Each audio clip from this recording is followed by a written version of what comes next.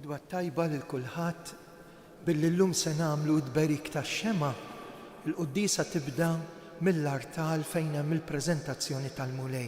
Jekk jogħġobkom min jixtieq ejjew hawnhekk ħudu x-xema f'idejkom ħalli nbierku x-xema tal-Gandlora.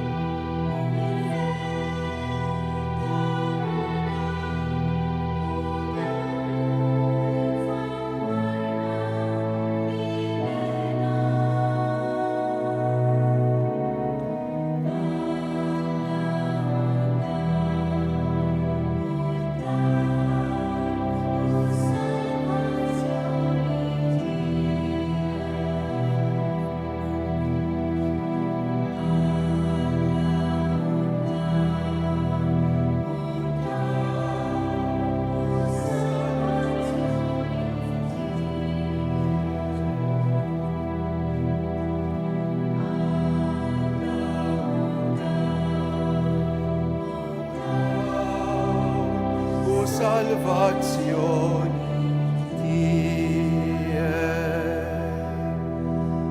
Gloria l-Alla fl-oli ta' smewiet, paċi fl-art il-bnedmin ta' rida tajba, infaħruk, inberkuk, nadurawk, natuk ġie, irroddulek ħajr għal-glorja kbira tijek.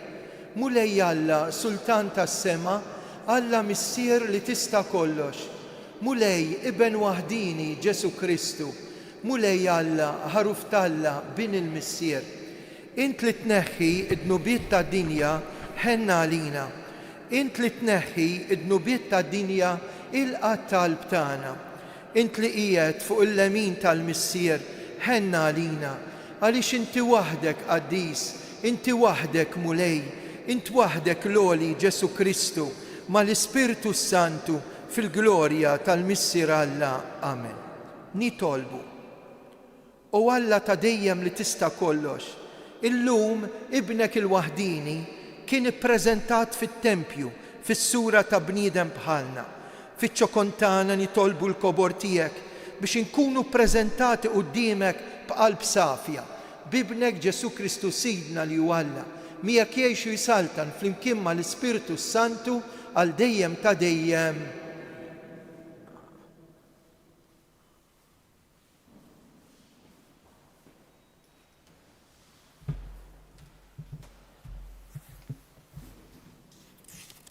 Qari mill-ktieb tal-profeta Malakija. Dan jgħid il-mulej tal-eżerċti. Araw, jiena se nibgħat messaġġier tiegħi biex iħejji triq qudiemi. U minnu fih jidħol fit-tempju tiegħu sit li intom qegħdin tfittxu. U l-anġlu tal-patt li intom tixtiequ tarawh ġej. Imma min se jissaport il-jum tal-miġġja tiegħu? U minu li se jieqaf meta jidher? Għaxu b'dar ta' wieħed li jsaffi u passapun tal-ħassiela. U joqgħod isaffi u jnaddaf fil-fidda u jnaddaf l-uliet levi u jsaffihom bħad-deb u fidda. U huma jsiru għal-mulej nies li għamlu l-offerta bis-sewwa. U tibda toġbu lil-mulej l-offerta ta' Ġuda u ta' Ġerusalem, bħal dari bħal fis-snin fil-modija. Il-kelma tal-mulej.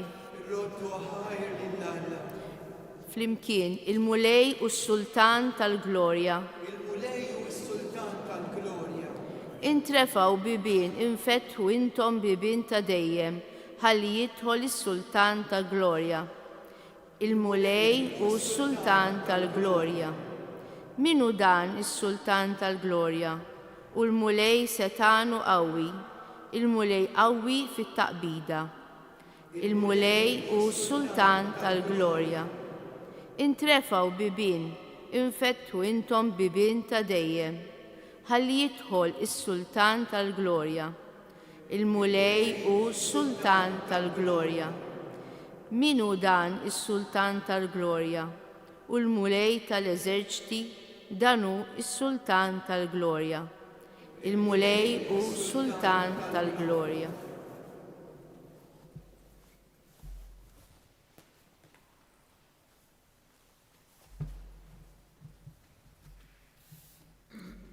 Qari mill-Littra lil-Lut.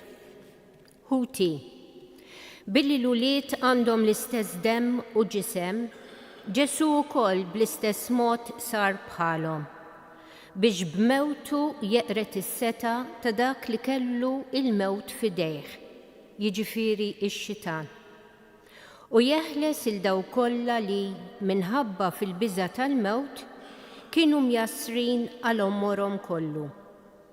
Għax ta' bilħaq mhux lill-anġli jrid jgħin, imma lil-uliet Abram. Għalhekk kellu jkun jixbaħ lil ħutu f'kollox biex ikun il-qassis il-kbir, ħanin u fidil f'dak li għandu x'jaqsam ma' Alla. U biex ipatti għad-nubiet il-poplu. Għax billi hu stess bata u kien imġarrab jaf jgħin lil dawk li huma fit-tiġrib. Il-kelma tal-mulej.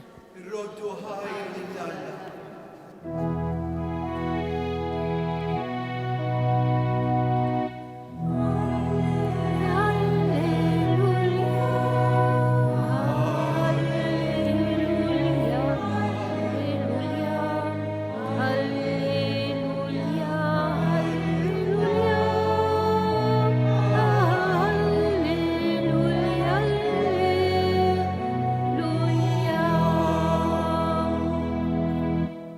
Dawl biex idawwa lill-ġnus u glorja tal-poplu tiegħek Iżrael.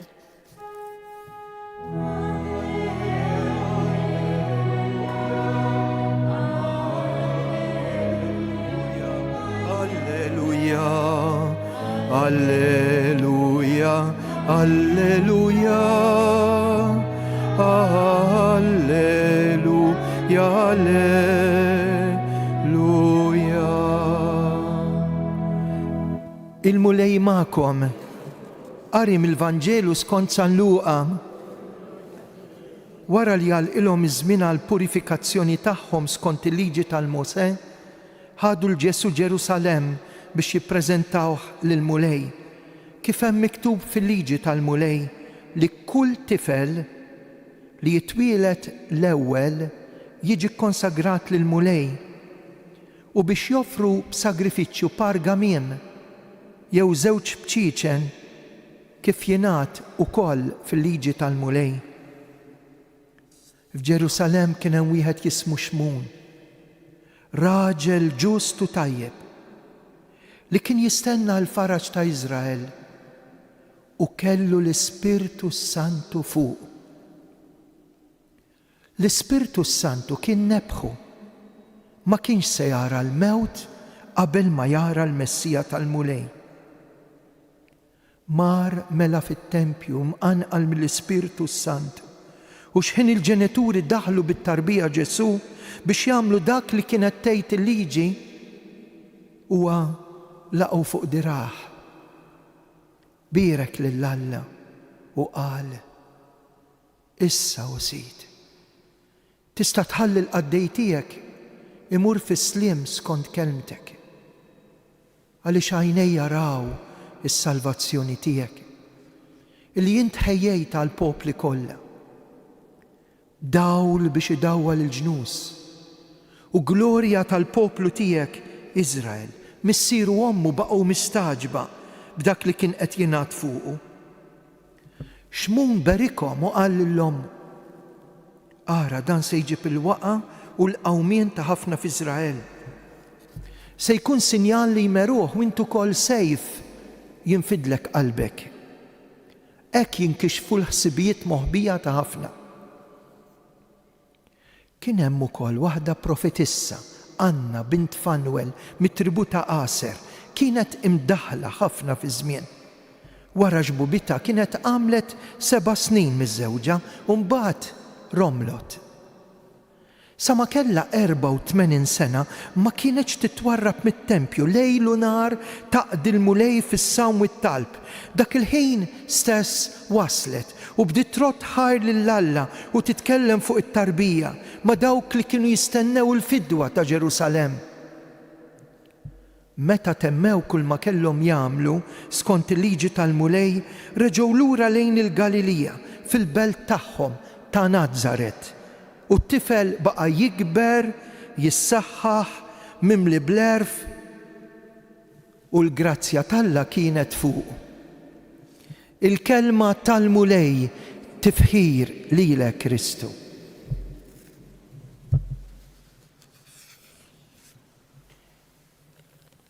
Kull qudiesa tibda purċissjoni, mixja.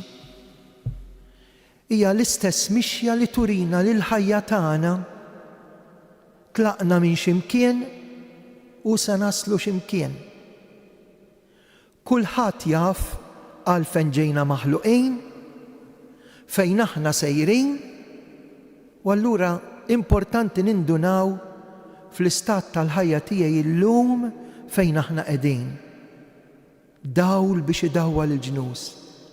Dik it-tarbija li issa ħada fidejh Xmun, is-saċerdot, li kien jitlob lill-Alla, jalla għajnejja ma jingħalqux għal d-dinja qabel nara l-Messija. Kienet ix-xewqa ta' kull bniedem li kien jgħix ludi veru qabel Ġesu, qabel il-miġja tiegħu jistenna l-Messija. U fil-fatt il-Madonna u San Giuseppe li kienu jafu li għandhom tarbija mhix bħal oħrajn, xorta kienu joqogħdu għal-liġi. L-ewwel tifel jiġi ppreżentat. Hawnhekk is-santwarju ta' Pinu kemm isiru preżentazzjonijiet ta' trabi sa f'dawn l-aħħar ġranet stess.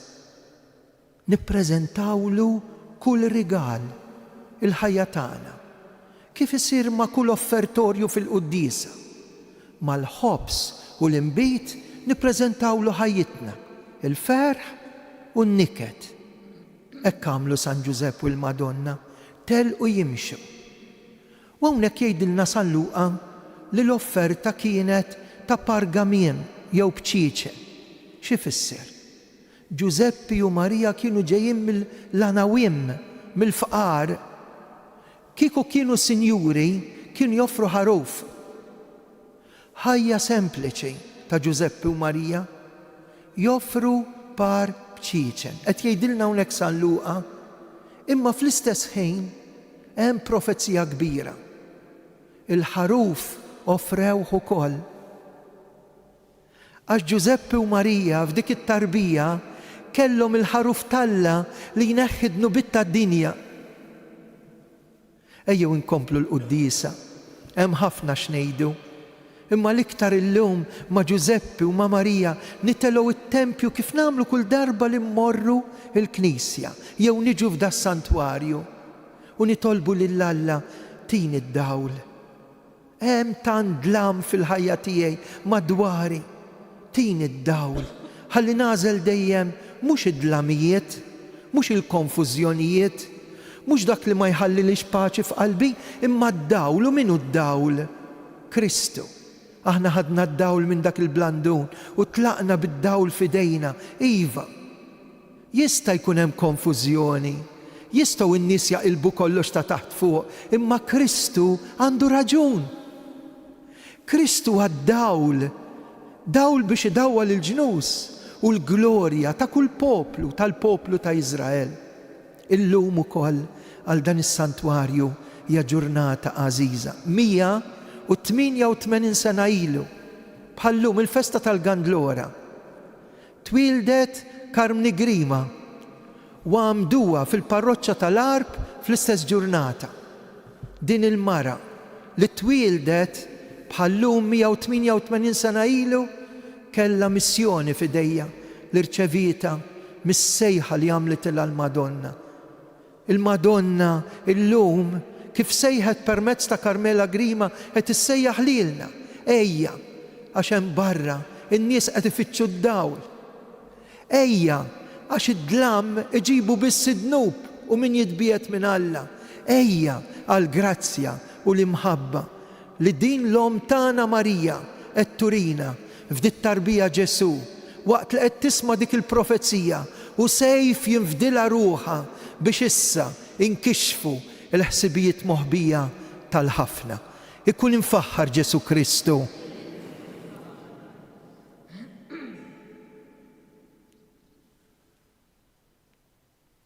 F'din il-festa għażiża issa li għaddew 40 jum mill-ġurnata li fiha ċċelebrajna t-twelid ta' Sidna Ġesu Kristu. Ejjew bil-qawwa tal-Ispirtu Santu inresqu it-talb tagħna. Nitolbu għal Papa Ljun, talba partikolari għall-isqof tagħna Anton, għas-saċerdoti li jippritkaw, jgħalmu, jiffurmaw, iwasslu l-kelma talla, il-katekisti, id-djakni, is-seminaristi. Illum nitolbu għal persuni konsagrati, partikolarment il-komunità tal-Ursolini li ġiet magħżula biex taqdi f'dan is-santwarju. Nitolbu l-vokazzjonijiet għal persuni konsagrati biex ma dawk li qed jiġu minn barra biex jaqdu lill-Knisja f'Malta ikollna vokazzjonijiet minn Għawdex u minn Malta għal ħajja konsagrata. nitolbu ismana. Nitolbu llum għal paċi. Id-dinja tinżel fid-dlam kif qed jagħmlu l-attakki fuq l-Ukrajinja partikolarment u jħallu n-nies fid-dlam u fil-kesħa tremenda. Hekk biex nitolbu ħalli d-dawl lil dawn in-nies responsabbli.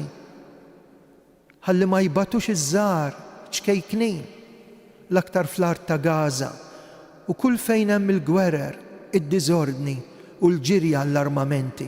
Ejjew nitolbu għal paċi, nitolbu. Carmine Grima tatna ħafna tagħlim fuq l-Ispirtu Santu. X'in kienet tmur titkellem mad-direttur spiritwali tagħha u għandna xorti għandna miktub x'kienet tgħid lid-direttur spiritwali. Ma kienitx bniedma li studjat it-teoloġija jew xi waħda mill-għorrief, imma qalet ħafna tagħlim fuq l-Ispirtu Santu biex aħna l-koll li llum fil-Vanġelu rajna l-Ispirtu Santu inebbaħ il-xmun għanqal lill-għanna aħna wkoll li nkunu dejjem immexxijin mill-Ispirtu Santu nitolbu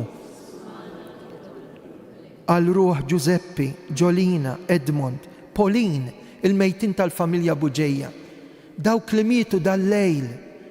Nitolbu għal eżistana mejtin biex jaraw id-dawl ta' dejjem fil-ġenna. Nitolbu. L-aħħar talba tista' tkun tiegħek, partikolarment int li qed issegwina mill-isptar fejn intom rikoverati mid-dar, partikolarment int li int marit jew qiegħed fuq is-siġġu tar-roti. Int li tlabtna biex nitolbu għalik u inti li ma għandikx min jitlob għalik. Dan nitolbuh bi Kristu Sidna. Amen.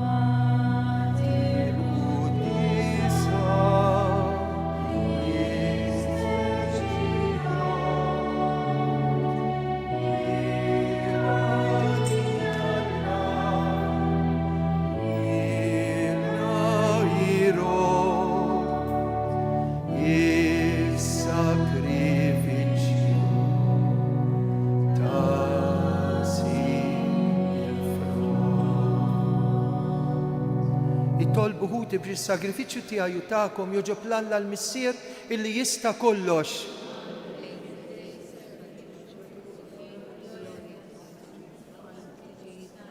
Mulej intrid li jibnek il-waħdin joffrilek linnu l-nifsu bħala il-ħaruf, ħaruf bla teba għas-sagrifiċċju, għas-salvazzjoni tad-dinja. Ilqa nitolbuk dawn l-offerti li l-Knisja qiegħda tagħmillek għat-tiġdid tal-istess sagrifiċċju bi Kristu Sidna. Il-mulej ma'kom. Nerfgħu qlubna l-fuq. Niżżuħajr lill-mulej Alla tagħna.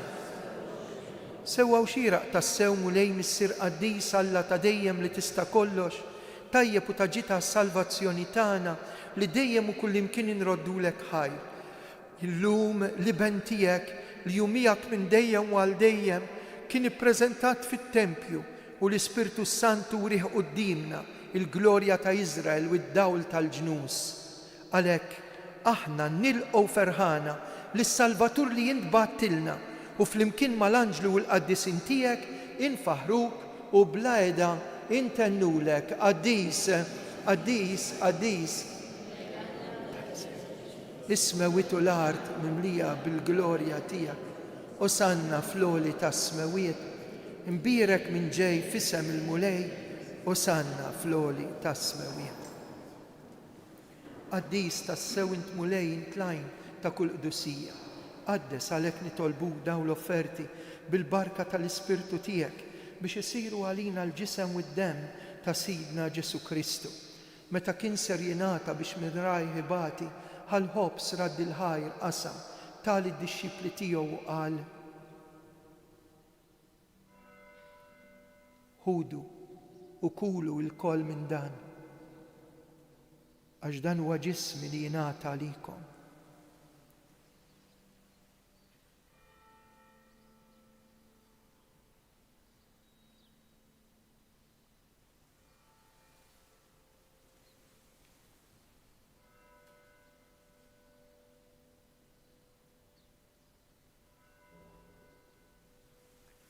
Ek ukoll wara l-ikla ħal-kalċ reġa' radd il-ħajr tali d-disċipli tiegħu qal: ħudu u xorbu minnu l-koll, għax dan huwa il-kalċi ta' demmi tal-patt il-ġdid li jibqa' l-dejjem. Id-demm li jixxerret għalikom u għall-bnedmin kollha għall-maħfra ta' dnubiet. Għamlu dan tifkira tiegħi.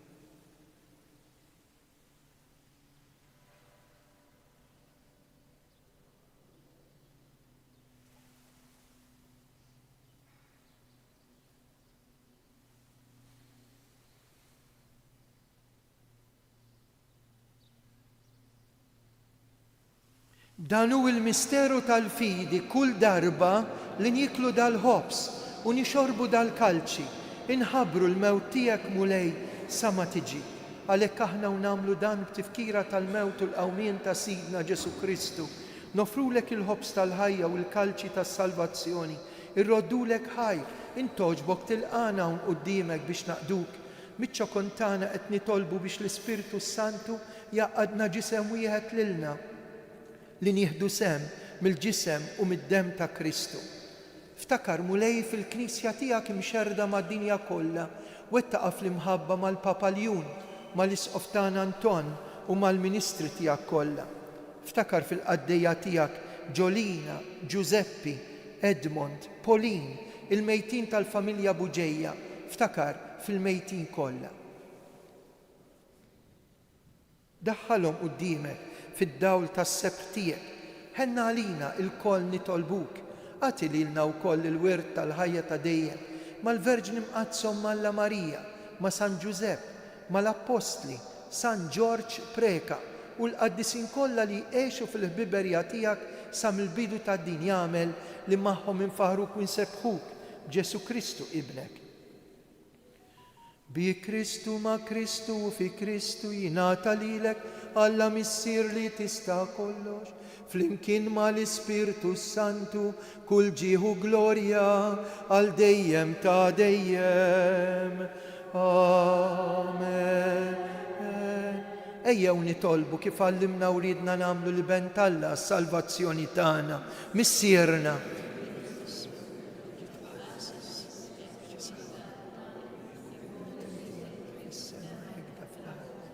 Ħobsna ta' kuljum għatina l-lum, aħfrinna l-nubietna, bħalma naħfru l-minuħati għalina, u la ddaħħalniex fit-tiġrin. Eħlisna nitolbuk mulej minn kull deni, għatina fit-tiba u fil-ħnina tiegħek il-paċi fi żmienna, hekk inkunu ħilsa dejjem midnub u mħarsa minn kull inkwiet. Aħna nistennew nittamaw lejna u l-miġja tas-Salvatur tagħna Ġesu Kristu. Mulej Ġesu Kristu li qed l-apostli tiegħek inħallilkom islim, natikom islim tiegħi la tħarisx lejn dnubietna, iżda ħares lejn il-fidi tal-Knisja tiegħek.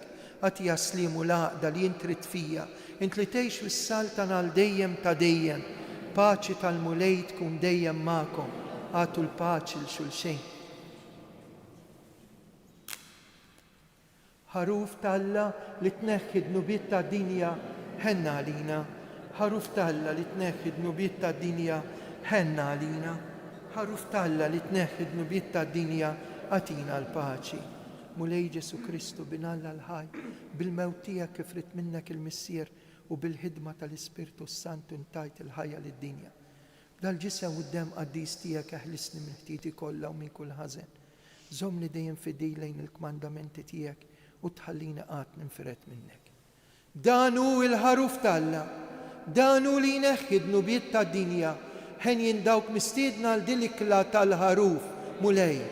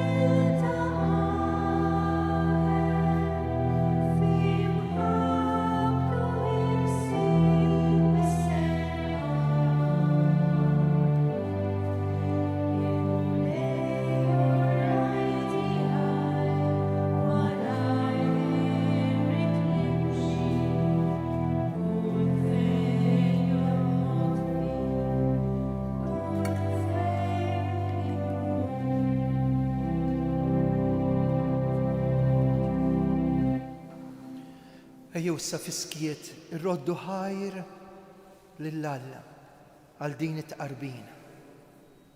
Irċevejna l-Ġesu id-dawl biex idawwa l-qlub u l-glorja tal-poplu tiegħek Iżrael.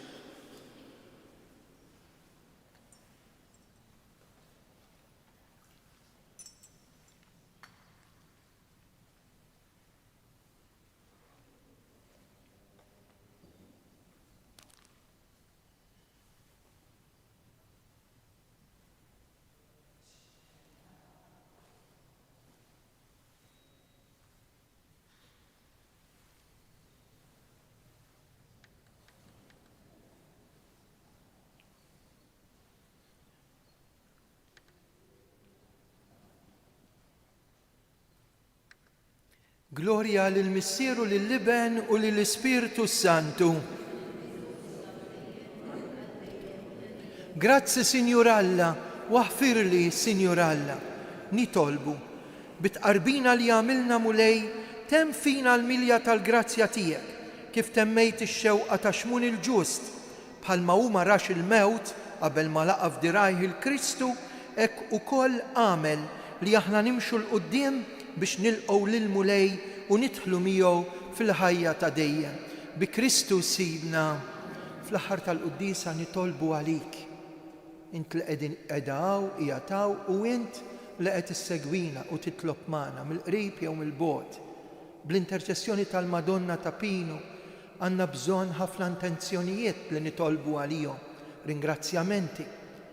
Aħna nitolbu wkoll għal dawk li jixtiequ wilt, dawk li ma qalgħux grazzja u dawk li m'għandhomx min jitlob għalihom.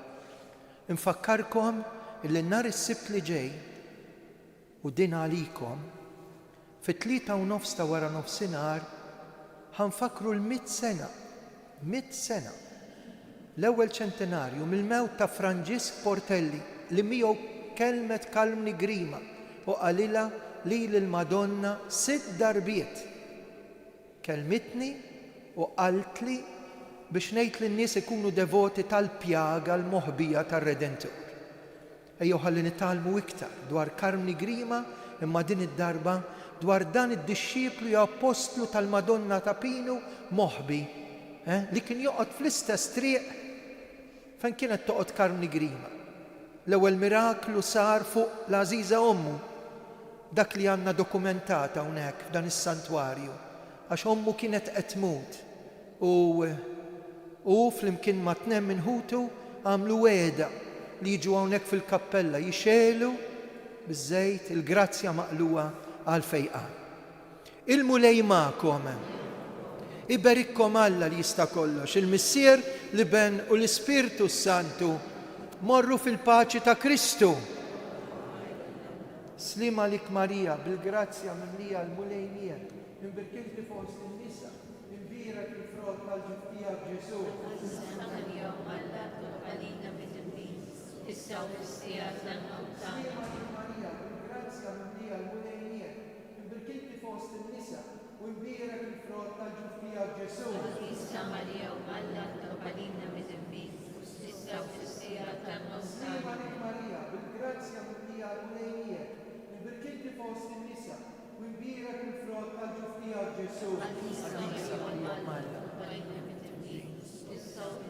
Nselmula flimkien Madonna ta' Pinu, Sultana tal-familja, ħarstek fuqna dejjem żomm. Morru fil-paċi ta' Kristu. Ġurnata tajba l kulħadd.